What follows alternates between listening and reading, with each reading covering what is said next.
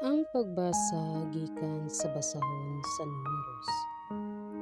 Gikan sa bukid Sahor, namaybay sila sa dagat sa Akaba, aron dili sila makalatas sa Edomia.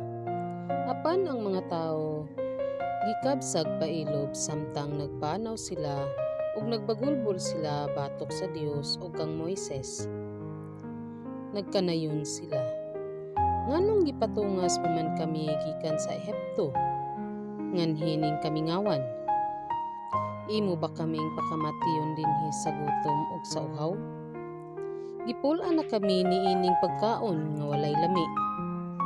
Unya ang Ginoo mipadala kanilag mga bitin nga malala ug ipamaak ang mga tawo. Ug daghang mga tawo sa Israel ang nangamatay. Ug ang katawhan nanuol kang Moises ug miingon, nakasala kami kay nagbagulbol man kami batok sa Ginoo ug kanimo. Pag-ampo nga iyang wagtangon ang mga bitin. Busa nagampo si Moises alang sa mga tawo ug giingnan si Moises sa Ginoo.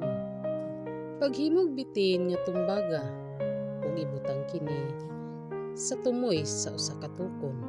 Ug ang hipaakag bitin kun makakita niini dili mamatay.